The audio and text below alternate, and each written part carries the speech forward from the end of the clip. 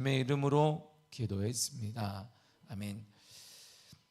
오늘 본문은 지도자 한 사람의 무거운 책무에 대해서 나오고 있습니다. 사무엘 상하가 마무리돼 가고 있습니다. 맨 마지막에 그 마무리가 뜻이 결론을 보게 되면 서론과 결론을 보게 되면 우리가 중간 부분은 이렇게 했구나. 이렇게 여러분들이 드라마를 보면 이런 서론을 봐서 그렇구나. 근데 바빠가지고 못 봤단 말이에요. 근데 끝부분을 보면 대충 중간에 이렇게 했구나. 웃는 사람이 다 알잖아요. 이렇게 바빠가지고 못 봤지만 이렇게 이런 거예요. 끝을 보면 사무엘 하가 이런 것이구나. 대충은 우리가 정확히는 몰라요. 모르더라도. 근데 대충은 아는데 끝이 오늘 이 내용이잖아요. 뭐냐면 한 사람, 지도자 한 사람이 얼마나 중요한가 이 얘기를 하고 있어요. 한 사람, 지도자 한 사람의 책무와 판단과 그런 모든 생각 때문에 가만히 있던 백성들의 적지 않은 수가 목숨을 잃습니다. 그러니까 지도자 한 사람을 때문에 복을 받기도 하고 저주를 받기도 하고. 그래서 우리가 한 나라의 리더를 뽑을 때 사람들이 신중하고 국민들이 다 가장 많은 수가 나가서 투표를 하는 이유가 뭐에 있어요? 한 사람을 뽑는 거예요. 5천만 중에 한 사람 뽑는 건데 모르게 신경 써. 그 얘기가 아니잖아요.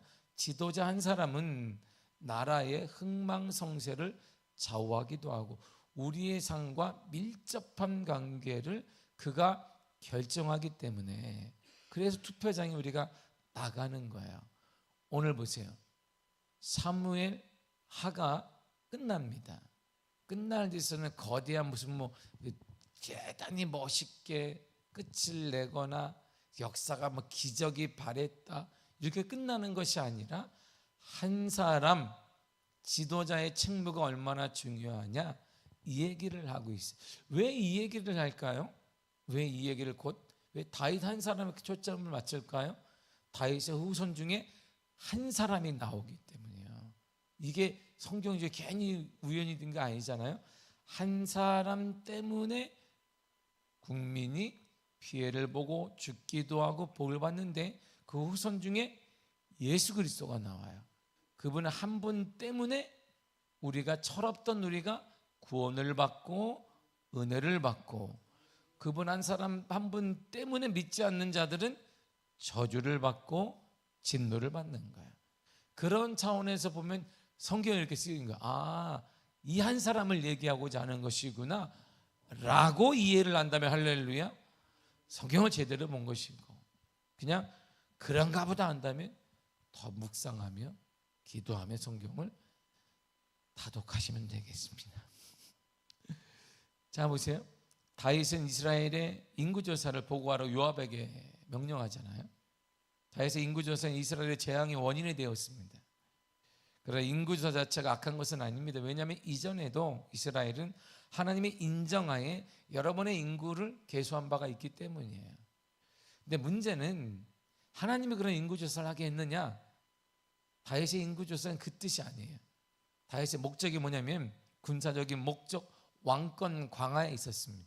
자신에 대해서 임하 있었어요. 왕권을 강화하고 군사가 몇 명인가 확인하고 그래서 한 전쟁에 이겼구나라는 왕권 강화와 군사적인 목적, 세속적인 목적 때문에 신정국가가 아닌 나라 왕들이 쓰는 그 목적과 똑같았기 때문에 문제입니다. 우선 합법적인 인구조사를 성경에 몇 번 했는데 그 인구조사는 왕이 한 게 아니에요. 제사장이 했습니다. 그 일은 제사장 몫이었어요. 민수기 1장 3절을 보면 이렇게 말합니다. 시작. 이스라엘 중 20세 이상으로 싸움에 나갈 만한 모든 자를 너와 아론은 그 진영별로 계수하되. 아멘. 아론은 누구예요? 제사장이잖아요. 모세는 지도자예요. 계수를 누가 했느냐? 대부분 모세가 하나님의 은혜를 받고 말하면 아론이 계수. 누가? 제사장이 한 거야. 그때는 정적인 하나님의 뜻 가운데 하나님의 선별과 하나님의 은혜에 초점이 맞추어서 제사장이 한 것이에요. 그러면 그걸 보고 하나님께 감사를 드리고 하나님께 뭘 할 것인가를 제사장이 결정한 것입니다. 그러나 여기서 다윗은 요압의 인구조사의 책임자로 제사장이 아니라 누굴 명했어요? 장군을 명했습니다. 요압을 명했습니다. 그럼 제사장이 없으니까 있습니다. 합법적인 인구조사는 조사받은 각 사람에게 조사한 다음에 생명의 속전을 내게 했어요. 하나님이 너에게 은혜 주어 살고 있는 거 아니야? 그러니까 제사 다 한 다음에 생명에다 예루살렘 없었으니까 그 다음에 제사장을 통해 속전을 내야 돼요. 1인당 얼마 속전을 하나님께 드리는 것입니다. 이 생명의 속전은 성소에 봉헌됩니다. 그 여호와께 드려지는 거예요. 이것은 하나님의 구원의 은총에 감사하며 자신들이 하나님께 속하였다는 것을 의식하며 신앙의 표현이었습니다. 그러나 다윗은 인구조사에서 이거 실행하지 않았어요. 목적이 그게 아니라는 거예요. 하나님께 감사하며 내가 하나님의 백성이라는 것을 확인하는 차원이 아니었기 때문에 제사장에게 명령하지도 않았고 속전을 받지도 않았습니다. 이 의미는 단순합니다. 다윗이 인구를 조사 명령한 것은 군사적인 목적과 왕권 강화예요. 오직 자신의 삶을 누리고 누가 이제는 사울이나 그 어떤 사람도 침범하지 못하겠다는 자신의 왕권 강화입니다. 이와 같은 다윗의 행위는 하나님을 배반한 것으로 비쳤습니다. 왜냐하면 다윗은 전쟁에서의 승리를 하나님께로부터 얻으려 하지 않았기 때문이에요. 전쟁의 승리는 이제 다윗 생각하기에 강화된 왕권과 막강한 군사력에 있다라고 그가 착각을 만들었기 때문이에요. 그러나 다윗의 신앙과도 맞지 않아요. 다윗의 신앙은 원래 이랬습니다. 다윗 신앙을 자세히 보세요. 사무엘상 47절입니다. 시작. 또 여호와의 구원하심이 칼과 창에 있지 아니함을 이 무리에게 알게 하리라. 전쟁은 여호와께 속한 것인지 그가 너희를 우리 손에 넘기시리라. 아멘. 다윗이 원래 이런 사람이 전쟁은 여호와께 있다. 내가 골리앗 앞에 나가도 돌만 가지고라도 하나님이 욕해? 전쟁은 내게 아니야. 하나님께 속한 거야. 그랬는데 다윗이 변질됐단 말이에요. 전쟁은 누구에게 속한 거야?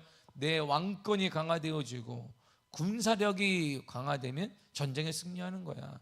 이게 착각을 해버렸습니다. 완전 착각했잖아요. 후에 이러한 착각을 한 사람이 또 있어요. 후에 바벨론 왕의 사신들의 방문을 받은 히스기야 왕이 그들에게 보물창고를 다 보여줘요. 무기고를 다 보여줍니다. 그리고 재력과 군사력을 자랑한, 내가 이런 왕이야, 내가 이런 사람이야, 당신들 까부면 안 돼. 내가 괜히 이스라엘이 이렇게 크게 성장한 줄 알아? 우리가 이렇게 10명 그냥 금덩어리에 그냥 이렇게 많어. 용병 다 사올 수 있어. 무기고를 열니까 그냥 꽉 찼어. 오늘날 말하면 막 탱크, 드럼, 막 이런 비행기들 막 다 꽉 찼습니다. AI 로봇 개까지 막 다 찼어. 다 찼어요. 그걸 보여줬어요. 그래서 어떻게 됐는데 하나님 앞에? 그건 완전히 쫄딱 망했어요. 다 도둑맞고 생명 단축되어지고 하나님이 그걸 원하지 않았다는 것이. 다윗은 인구조사를 통해 자신의 세력과 영광스러운 번영을 확인하고 자랑하기를 원했습니다. 요압에게 시킨 거 제사장이 아니라 그 생명의 속정도 받을 필요도 없다 얘기했던 것입니다. 군사력에 대한 실세를 파악함으로 강대국의 위치를 굳건히 하고자 했어요. 그래, 우리는 강대국이야. 이렇게 된 건 다 이 군사력 봐봐. 이야, 내 왕권은 무너지지 않을 거야. 이러한 의도는 번영의 근거가 자신에게 있다고 믿었기 때문이에요. 우리가 번영이 된 것은, 잘 된 것은 이게 막강한 군사력과 나를 지지하는 세력 때문이라는 잘못된 생각 때문입니다. 하나님보다는 군사력을 더욱 신뢰했던 다윗의 교만을 반영한 거야. 이러한 다윗의 과시욕과 명예욕은 번영과 힘을 주신 하나님의 주권을 무시하는 일입니다. 결국 그분의 진노를 자초하게 돼요. 왕, 지도자 한 사람의 잘못된 판단과 생각의 결과를 보세요. 본문의 15절입니다. 시작.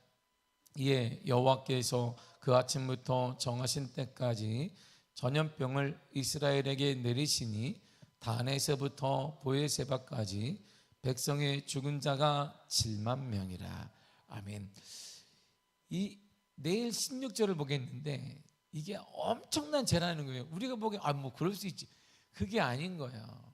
원래 이 하나님이 뭘 정하셨냐면 이스라엘 전체를 다 괴멸하는 거여서. 근데 16절에 이렇게 딱 멈춰지는 거예요. 7만 명으로 끝난 거예요. 원래는 뭐냐면 이스라엘을 괴수된 모든 사람들을 싹 죽이는 거예요. 30만 명이면 다 없애는 것이, 뭐 다윗이 자랑했던 하나까지 싹 없애버리는 거예요. 이게 하나님의 계획이었는데 내일 우리가 보겠지만 중간에 딱 멈춰져요. 하나님의 긍휼로. 보세요. 7만 명이 죽었어요. 지도자 한 사람의 믿음 없는 판단으로 아무 죄도 없는 7만 명의 백성들이 죽었습니다.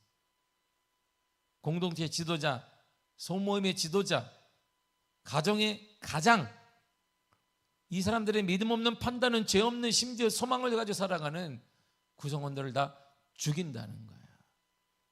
한 나라의 지도자의 잘못된 판단은 지도자 한 사람의 고통으로 끝나지 않습니다. 죄 없는 백성들이 온전히 고통을 당하게 되는 것이죠. 그 다음에 잘못된 판단, 믿음 없는 판단을 내린 지도자가 할 일이 뭔데요? 그래서 정말 왜 끝이 이거였냐를 계속 물어야 돼요. 우리가 왜 사무엘의 끝이 영광과 번영과 역사와 막 기적으로 끝나야 되는데 왜 이렇게 비극으로 끝냐는 말. 하나님이 가장 싫어한 게 뭔지를 계속 보여주는 거예요. 하나님이 가장 싫어하고 승리의 근간, 역사의 근간, 우리가 승리하는 방법이 무엇인지를 얘기하며 사무엘하가 딱 끝나는 거예요. 승리는 하나님으로부터 오는 것이에요. 인생의 변화는 어디로 온다? 하나님으로부터 오는 것입니다. 가정의 변화는 어디로 온다? 하나님으로부터 오는 거예요. 자녀의 변화는 어디로 온다? 하나님으로부터 오는 것입니다. 누구로부터? 하나님으로부터. 하나님으로부터. 하나님으로부터. 그거 잊으면 안 된다, 이 얘기를 하고 있는 사무엘하가 지금. 결론이 잊으면 안 돼. 잊으면. 그리고 과거를 딱 보세요. 그걸 보세요. 사울에게 쫓기고 아브넬에게 쫓기고 미친 짓도 하고, 근데 누가 살려놨냐 말이에요. 그때 누가 살렸어요?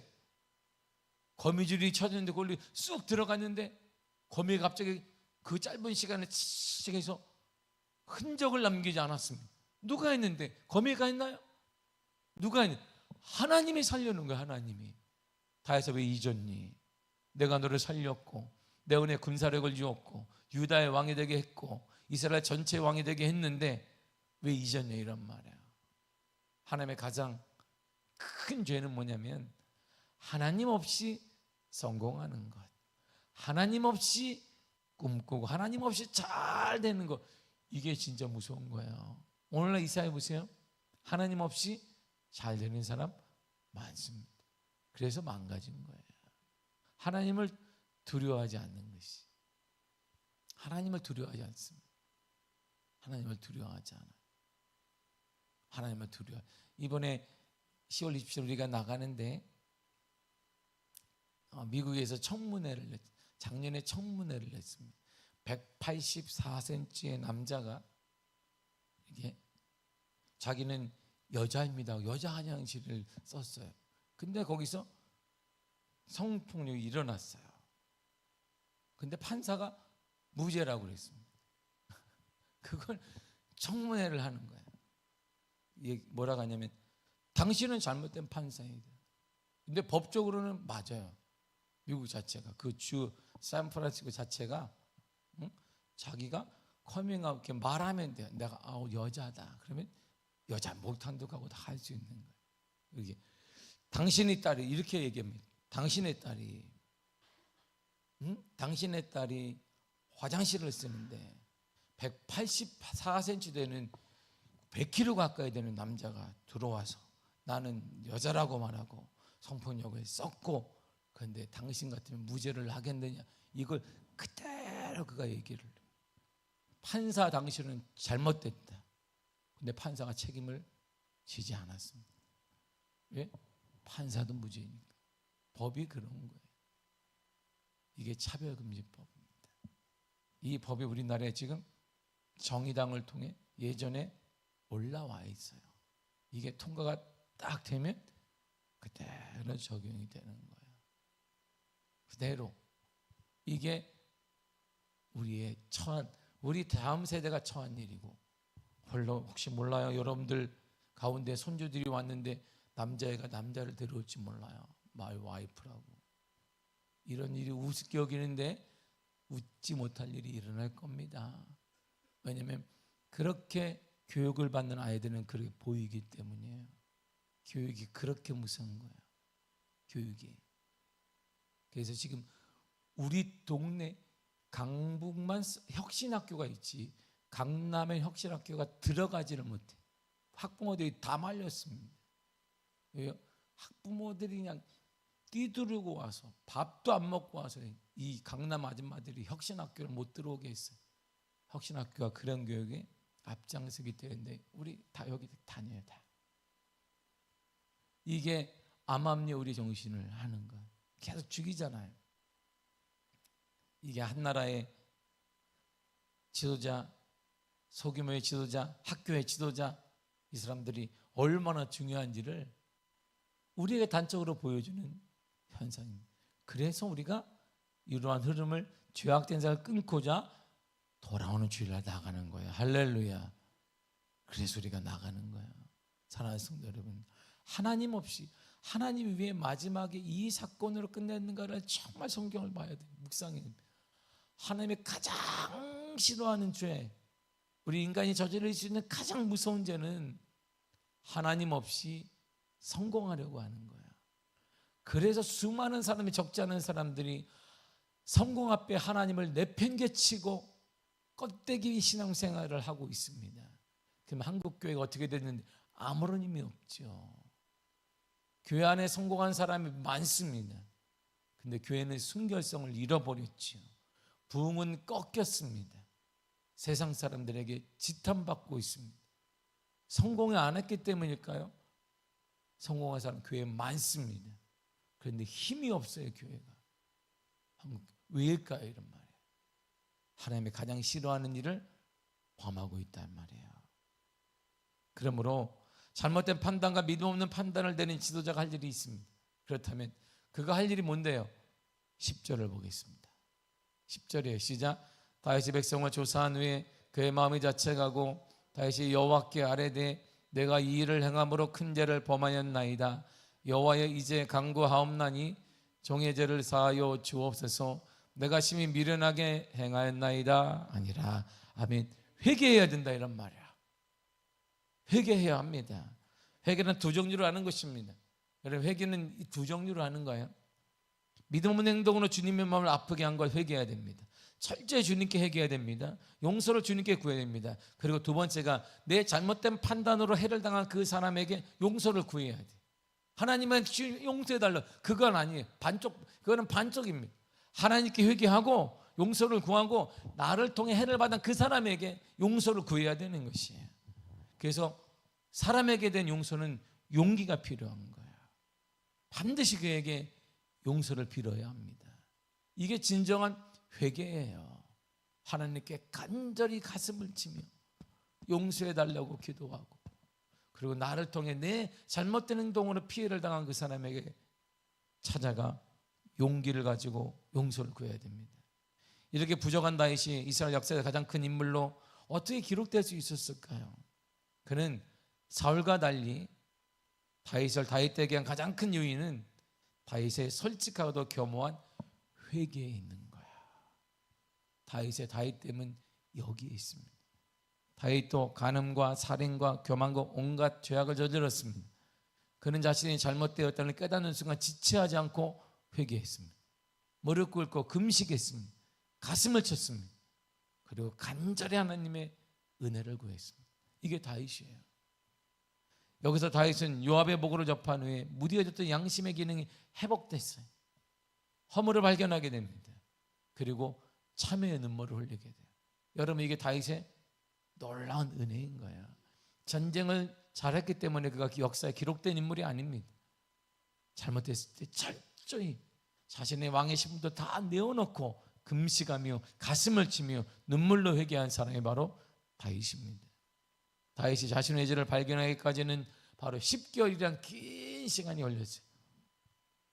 그는 그동안에 이생의 자랑이라는 편협한 사고에 젖었습니다. 10개월 동안 막 자랑하고 내가 전쟁을 한 거 보니까 이 전쟁이 이렇게 와 군사력이 이렇게 많아, 내가 성공하는 다 이런 것이구나, 막강한 군사력이 있는 거야, 왕권이 강하기 때문이야, 착하게 살았습니다. 그럼에도 하나님께서는 그가 스스로 뉘우칠 때까지 참아주신 거예요. 사랑하는 성도 여러분, 하나님은 지금 우리를 기다리고 계십니다. 이 한 장이, 마지막 장이 다 말해줘. 하나님의 사랑, 하나님이 무엇을 가장 싫어하시는지, 인간에게 조금만 여유가 생기면 뭐가 이렇게 계속 나오려고 하는지. 그래서 늘상 이게 TV의 용어로 지자랑만 해. 저건 맨날 이렇게. 그럼 막 지자랑하는 사람 옆에 가면 막 침을 뚝뚝 흘리면서 막 그렇구나, 막 기분이 좋아요? 어떤 마음이 들어요? 막 이렇게 같이 막 이렇게 나오면서 귀를 닫고, 그리고 경건한 사람은 주기도문을 계속 외웁니다. 하늘에 계신 우리 아버지. 안 듣기를 원하게 하늘에 계신 우리 아버지 하나님 같게 달에 시험에 들게 하지 마시고 막 이렇게 하죠. 시험에 들게 하지 마. 깨닫고 돌아오기를 기다리시 하나님께 철저히 우리가 회개해야 합니다. 사랑하는 성도, 이 땅이 회개해야 합니다. 제약된 법이 국회에 상정되어 있는데 통과되지 않도록 회개해야 합니다. 빠져지 그리스도인이 그 중에는 3분의 1 가까이가 됨에도 불구하고 빠져지 정치 권력 때문에, 정치를 잡겠다는 그 하나 때문에 빠져지 그 법을 상정해 놓고 있는 저들이 회개하도록, 그리고 지금까지 침묵하지 못했고 말만 외치던 우리가 회개하여 온전한 믿음의 가정을 지켜내고 우리의 자녀들을 지켜내는 일에 동참해야 하는 것입니다. 주님, 이 땅을 용서하여 주옵소서. 개라는 말은 땅이라는 뜻인데 히브리어로 두 가지를 말합니다. 히브리 용어는 뜻이 두 가지가 있어요. 개가 개 이런 개예요. 이 말 언어가 비슷한데 땅이라는 뜻이 두 가지. 여기를 말합니다. 우리가 사는 땅, 그리고 여기를 말해요. 마음이 말해요. 이게 땅의 개라는 뜻이에요. 하나님, 이 땅을 고쳐주셔서 할 때는 이 민족을 말하고 더 나아가 우리의 마음을 말하는 거예요. 하나님, 우리 마음을 고쳐주옵소서. 하나님께 돌이키게 하여 주옵소서. 돌이키게 하여 주옵소서. 지금은 우리가 눈물로 기도할 때 물러날 곳이 없어요. 우리 기독교가 물러날 곳이 없습니다. 우리가 자신의 성공과 자신의 잘 사는 것에만 다 몰입해 있습니다. 지금 가정이 무너져가고 이 법이 통과되면 어떤 일이 일어날지 다 아는데도 우리는 침묵했습니다. 이번에 막아야 합니다. 온 힘을 당해 막아 믿음의 온전한 가정을, 자녀들의 가정을 지켜내고 우리 다음 세대가 세상에 물들지 아니하도록, 그러한 끔찍한 일이 일어나지 아니하도록, 그리고 그 법이 통과된 모든 나라의 공통점은 복음화가 1%로 뚝 떨어졌다는 거예요. 2년 만에 1%로 딱 떨어진. 그래서 유럽 교회가 다 비어 있는 거예요. 유럽 교회가 우리 한국 교회 외치는 게 딱 한마디 두 개 있습니다. 이번에 당신 한국 교회가 차별금지법을 막아달라.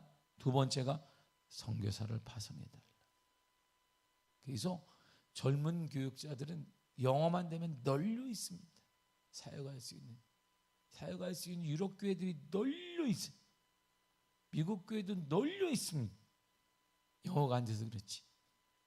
이게 얼마나 보기에 전 세계 우리나라에 도움을 구하고 있어요. 선교사를 파송해달라.